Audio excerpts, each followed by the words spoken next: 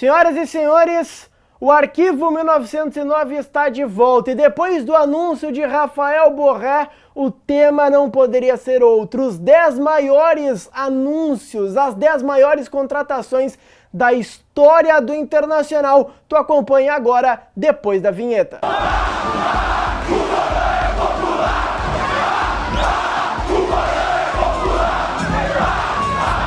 Fala pessoal, sei que fica um tempo sem vídeos por aqui, então vamos logo de cara pro nosso top 10. Lembrando a todos, tá? É um top 10 de contratações de impacto. O que representava essa contratação à época, não o que ela acabou se tornando. Então eu sei, teve outros jogadores que acabaram performando melhor, como o Fernandão, que acabou virando ídolo, e a gente tem alguns nessa lista que acabaram decepcionando. Mas, lembrando, tá? O tema desta lista, deste top 10, é impacto à época da contratação. E vamos começar na 10ª colocação com ele, Rafael Santos Borré. E por que o Borré está na 10ª colocação? Cara, o Borré fez gols importantíssimos na Libertadores de 2018, na conquista do River, foi para a Europa, jogou por muito tempo no Eintracht Frankfurt, lá inclusive ele foi peça fundamental no título de Europa League, fazendo gol na final inclusive. Então assim, cara, é uma baita contratação, já foi desejado, olha, por muitos, o Internacional está contratando um grande jogador. Além disso, chega em uma temporada em que o Inter investe alto, investe caro na busca por encerrar o tabu e virar, assim esperamos, campeão brasileiro em 2024. E na 9ª colocação eu coloquei Paolo Guerrero, isso mesmo, Paolo Guerrero, centroavante peruano, campeão mundial pelo Corinthians em 2012, em que 2015 foi contratado a peso de ouro pelo Flamengo. E no ano que o Inter contratou Guerrero, em 2018, ele vivia aquela polêmica envolvendo o caso de doping, ficou parado por um tempo, conseguiu um efeito e jogou a Copa do Mundo. Pois bem, o Inter voltava de uma Série B e precisava de uma grande contratação. E esta grande contratação acabou sendo o Paolo Guerrero. Cara, o Paolo Guerrero simplesmente chegou, vestiu a camisa 79 em alusão a um título de campeonato brasileiro. A torcida cantava pedindo o tetra brasileiro. Paulo Guerreiro, brasileiro! E principalmente, tá? Poucos jogadores foram apresentados no estádio Beira-Rio. E Paolo Guerreiro é um deles e por isso ele tá nessa lista. Agora, pelo Inter, ele não conseguiu conquistar títulos. Primeiro, ele ficou aquele tempo parado em 2018 por causa da punição e todas as reviravoltas, e foi importante em 2019, mas acabou sendo vice-campeão da Copa do Brasil. E na 8ª colocação eu coloquei Rubem Paz, o uruguaio, inclusive, que é inspiração para o D'Alessandro, chegou no Inter ainda jovem, aos 23 anos, mas cara, já era multicampeão pelo Peñarol, já era inclusive titular de seleção uruguaia, por isso mesmo jovem, era uma grande contratação à época e por isso eu coloquei ele. E pelo Inter, é claro, ele foi tricampeão gaúcho, como ele disse, né? Ele foi inspiração de um grande nome que vocês vão ver daqui a pouco. Seguindo na nossa lista, eu coloquei na 7ª colocação Dunga. Isso mesmo, Dunga, que é revelado pelo Internacional, viveu o seu auge no ano de 1994, onde foi capitão do Tetra, cara.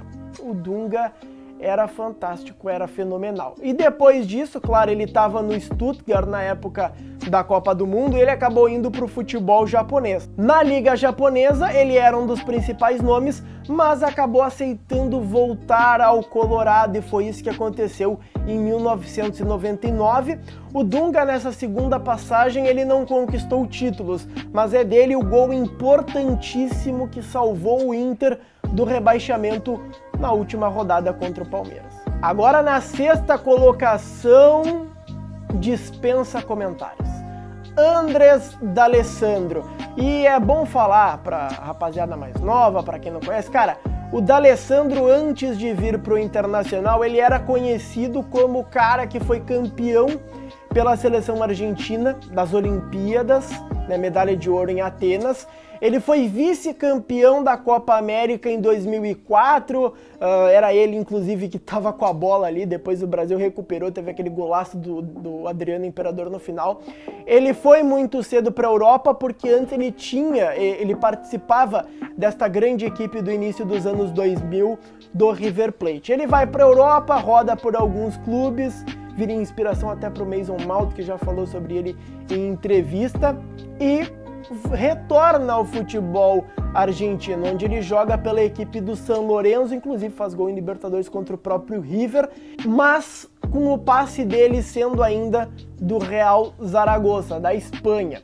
E o D'Alessandro, ele era disputado por várias equipes, inclusive pelo nosso rival, o Grêmio, que era um sonho deles ter Andrés D'Alessandro, mas junto, é claro, da ajuda do Delcir Sonda e de muito investimento, o Inter conseguiu trazer esta contratação. E na recepção dele, muita festa, tanto no aeroporto Salgado Filho, quanto no estádio Beira-Rio. Inclusive teve um jogo em que ele estava nos camarotes, em que a torcida mais olhava o D'Alessandro do que olhava o próprio jogo em si.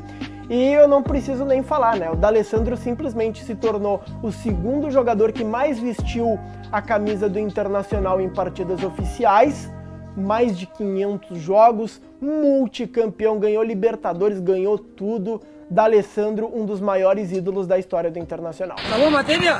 Acabou. Tô indo pra casa. Valeu. Bom, e agora começamos o top 5 com um cara de Copa do Mundo, um cara recente. Eu tô falando de Enner Valencia. O Enner Valencia teve o seu destaque na Copa do Mundo de 2022, mas além disso, o Enner Valencia vinha o quinto maior goleador em atividade no futebol europeu, simplesmente atrás de nomes como Haaland, como Mbappé, e empatado no momento do anúncio do Internacional com Robert Lewandowski. Então, cara, era um baita jogador. E foi uma longa novela, cheia de versões de lá pra cá, e Enner Valencia seguirá no Fenerbahçe e tudo mais, mas enfim, o Inter conseguiu anunciar a contratação do jogador. E teve uma festa, cara, linda demais pro Enner Valencia no Gigantinho lotado, sendo apresentado. Teve máscara, teve um monte de coisa, uma contratação realmente muito midiática e de grande impacto que foi o Enner Valencia, que está hoje na sua segunda temporada pelo Internacional.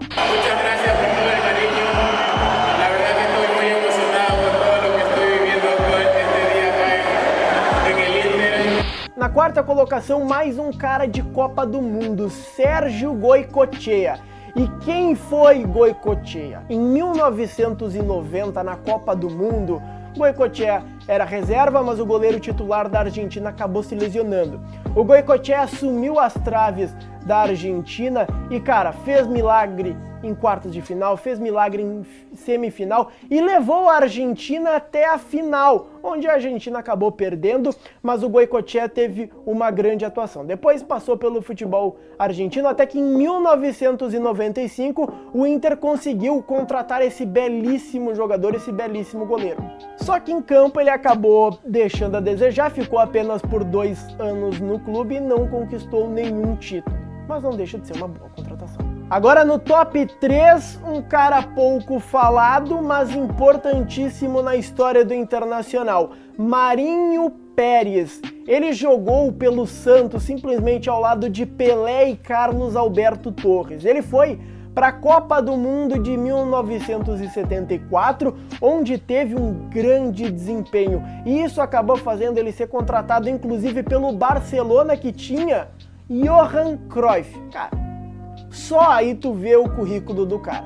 E o Marinho Pérez simplesmente largou de mão o Barcelona, veio para Porto Alegre e veio ser zagueiro do Internacional. E por aqui, em 1976, ele foi campeão gaúcho e campeão brasileiro naquele que é considerado por muitos o melhor time da história do Internacional. E agora na segunda colocação, um dos maiores ídolos da história do Internacional. Um cara que rejeitou o Real Madrid para jogar no Internacional. É óbvio que eu estou falando do zagueiro chileno Dom Elias Figueroa. E o Figueroa foi contratado pelo Inter quando ele tinha 25 anos de idade, mas ele já era considerado um dos maiores zagueiros do futebol sul-americano, muito pelo desempenho que ele tinha na equipe uruguaia do Peñarol. Só que os uruguaios viviam em crise, pagavam mal, e aí o Figueroa tinha duas propostas na mesa. Uma do Internacional e outra do Real Madrid. E não é que ele escolheu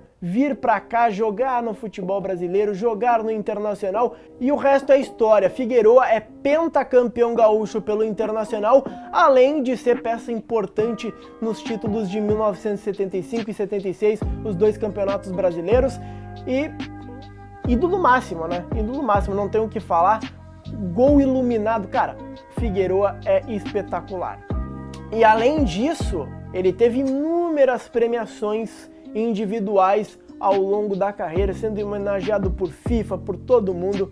Cara, o Figueroa é sem palavras. E antes de ter o primeiro lugar, que não deve ser surpresa para ninguém, algumas menções honrosas, jogadores que acabaram ficando do top 10, mas eu ouvi de muita gente que queria colocar, mas acabou não tendo espaço. Entre eles, jogadores como Gamarra, Scocco, Nico Lopes, Cavenaghi, e assim, cara, pra mim é uma honra ter dois jogadores como Juan e Dida vestindo a camisa do Internacional. E agora a primeira colocação, simplesmente o melhor jogador de uma Copa do Mundo sendo contratado 2 anos depois. Estou falando, é óbvio, de Diego Forlán, uruguaio, que fez história na Copa do Mundo de 2010, além de ser o melhor jogador da Copa, também fez o gol mais bonito daquela edição e levou a Celeste até a semifinal daquele torneio. Depois disso, ele acabou tendo uma passagem pela Inter de Milão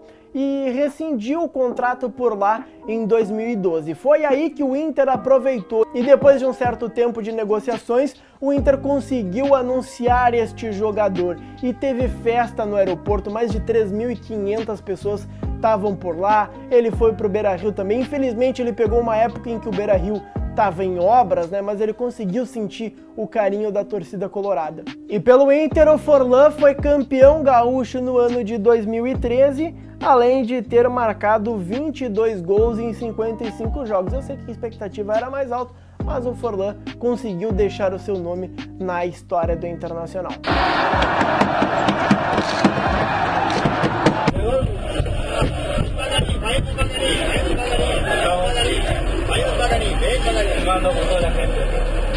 Bom, gente, esse foi mais um vídeo aqui no Arquivo 1909. Pedi só para eu dar alguns recadinhos por aqui. O primeiro, eu sei que a gente ficou um tempo sem vídeos por aqui. Quem me conhece sabe que eu tive muitas funções pelo canal do Baldaço, também pelo Debate Raiz, mas agora vamos voltar às gravações aqui no Arquivo 1909. Então, para essa retomada, eu peço a tua ajuda, tá? Deixa o teu like, te inscreve no canal, ativa o sininho das notificações e também compartilha, manda para os teus amigos para a gente atingir cada vez mais colorados por aqui. Além disso, segue lá no Instagram, @arquivocolorado1909, que a gente coloca alguns bastidores aqui destas gravações. É isso, um grande abraço a todos e tchau!